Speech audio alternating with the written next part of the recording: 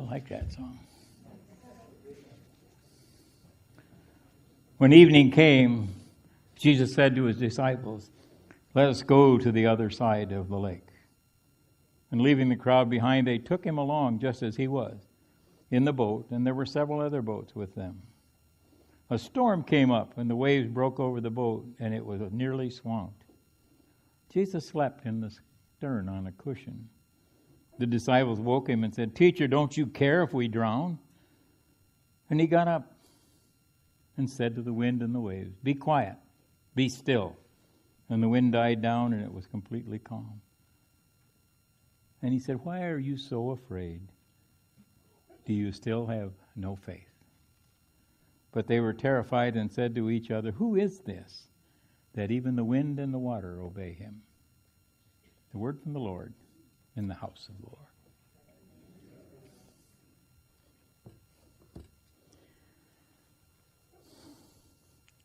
The hymn that we sang was written by a minister. His family had sailed from New York to Europe. And on the way, the ship struck an iceberg. And he received a wire from his wife that said simply, 7 sailed, 4 arrived. Well, he took the next ship that he could, and when he neared the spot where the previous ship had gone down, he went on deck and he wrote this hymn, at least the first part of it, and finished it later. A man of faith who trusted that those he had lost had been found, that those he had lost were safe, those whom he had lost were living forever.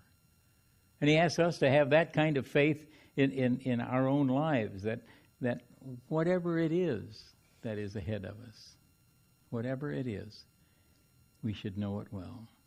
The disciples traveled with him. They walked with him. They ate with him. They slept with him. They did all of those things. And yet when trouble rose, they panicked. I keep getting these phone calls. This is about your credit card account. There is no problem. I have no idea what the rest of the message is. I've never heard it. I have faith that I don't need to hear the rest of the message. David was a kid. His big job was taking care of the sheep. His big brothers got to do all the good things like go to war. His dad sent David with a picnic basket for his brothers.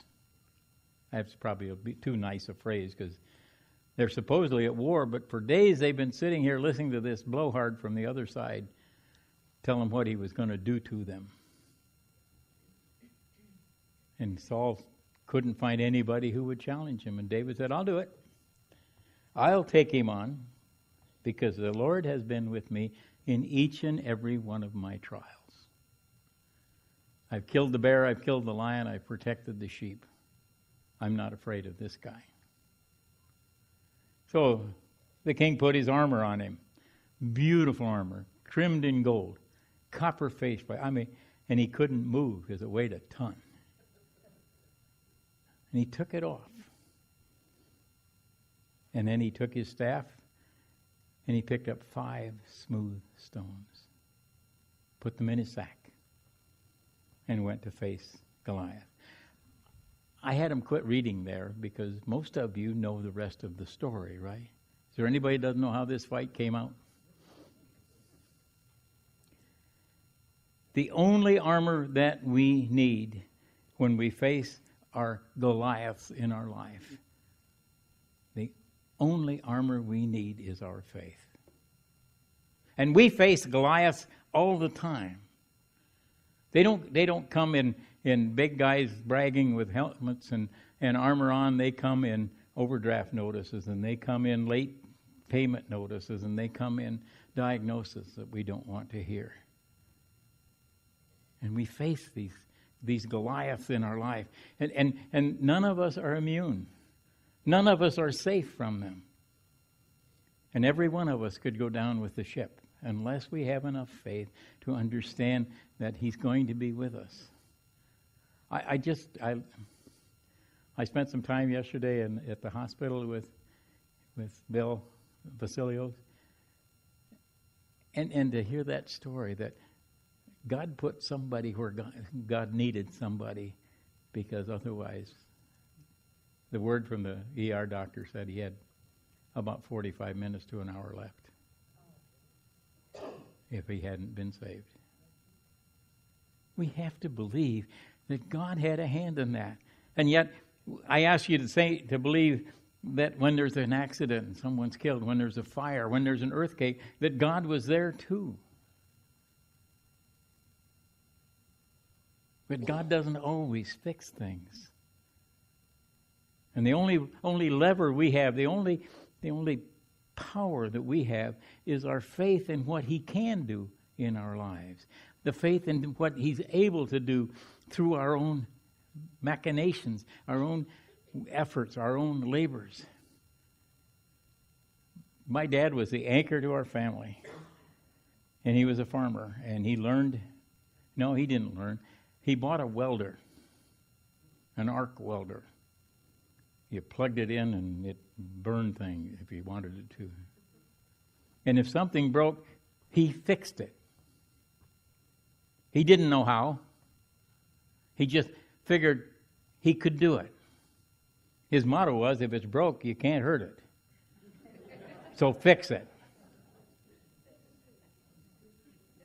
He became a welder. I was a sticker. I could put things and make them stay together, but was it ugly. He always had faith in his ability to do things. Always had faith in his ability to overcome obstacles. And that became so clear when one afternoon he lost an arm. And went to have it dressed and so forth. Nancy was a registered nurse at the time, but not practicing. But when she got to the hospital, the doctor said, "Come and scrub with me." The day he went home from the hospital, he drove, not my mother. Went to the barber shop and got a haircut. Went to the Alice Chalmers dealer and bought an overhaul kit for a carburetor. Any of you guys ever rebuild a carburetor? Okay. He took the carburetor off the tractor and rebuilt it. I got to step in now because he couldn't put it back on.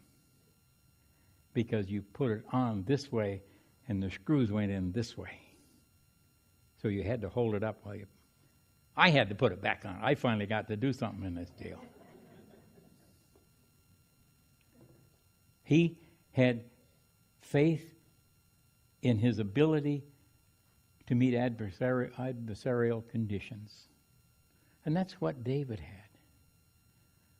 He didn't care who the opponent was. He didn't care how big the opponent was. He didn't care how big the crisis was.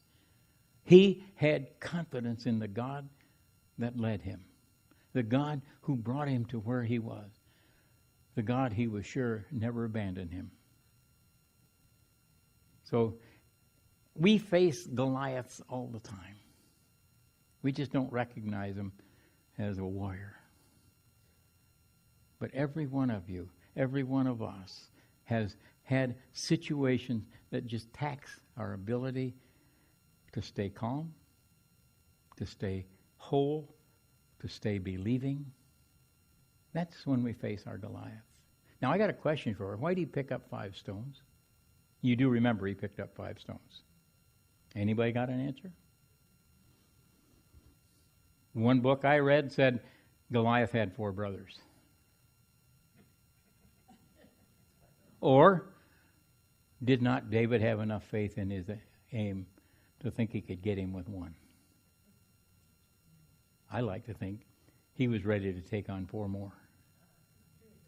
Because I think he had plenty of faith to face all of the Goliaths, all of the bears, all of the lions, all of the situations that had faced him, and he could be still confident in the love that God had for him. You all know the rest of the story. David beats Goliath every time they rerun it. He's never lost that match. But the real victory, the real win for David was in having courage enough to throw away the armor that didn't fit the situation, to throw away the armor that was no help to him, because the only armor he needed was his faith. And he knew God would give him the good eye, would give him the strong arm, and would bring him victory. Too often when we face our Goliath, we are ready and then we quit. We're ready and we give up. And that's where our faith has to come in. It's hard to talk to kids about faith because most of them have not been put to the test. But I dare say almost every one of you has been put to the test somewhere. When you thought the odds were overwhelming, that Leonard, you weren't going to come home next time. And you keep coming home. We like that. You know who's with you there. Because Goliath can't win if we are warriors of faith. Our Goliaths are not winners as long as we are warriors of faith. You just got to believe. Amen. Have faith. David did. Have faith. Be a warrior. Have faith. Find peace.